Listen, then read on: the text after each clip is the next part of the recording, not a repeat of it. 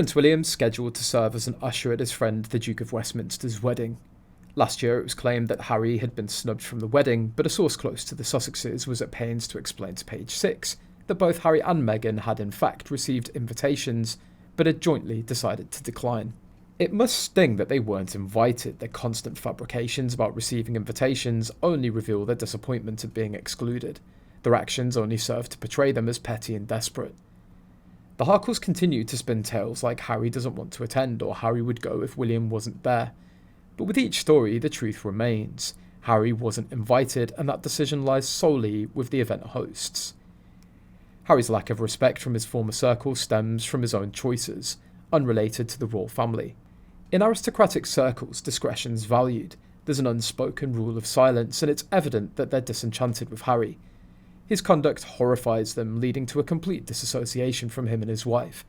Harry's inclusion in social circles was solely due to his royal lineage. Now that his father isn't extending invitations, others feel liberated to follow suit. According to a royal expert, the Prince of Wales has officially severed ties with his estranged brother Prince Harry, and no longer considers him a concern.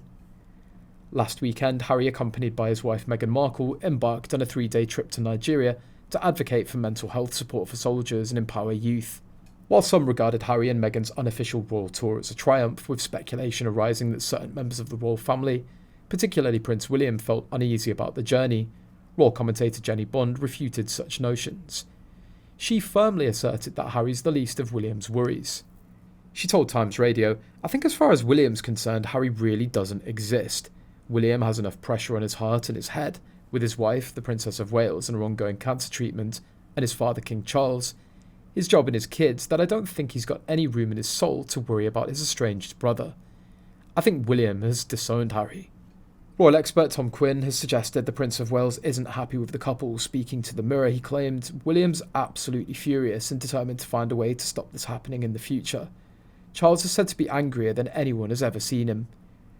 What's really upset the apple cart is the fact that the Nigerians treated Meghan and Harry as if they too thought this was an official tour. All the signs were there, as the couple were greeted with dances, receptions, visits to schools and charities. The royal author said there'd been fears among the royal family that Meghan and Harry would try to pull a fast one, and believes the Nigeria trip has confirmed their worst fears. He explained, "It's as if Harry and Meghan have gone rogue. The Nigeria trip's a bold statement that they refuse to accept they're no longer working royals." William and Charles are scratching their heads and thinking, how are we going to control this nightmare situation? Looking back at Meghan and Harry's trip, Tom said, "It's easy to see why the senior royals are worried." Tom explained, "Everything you might expect from an official royal visit was there. The receptions, the visits to schools and charities, to wounded soldiers and the disabled. Meghan and Harry's speeches and their whole attitude has been designed to give the impression that they're still fully paid up royals, and William and his father King Charles don't like it one bit. For Charles and William, it's as if Meghan and Harry are saying, we don't need your permission to be working royals. We'll do it on our own terms, whenever and wherever we like."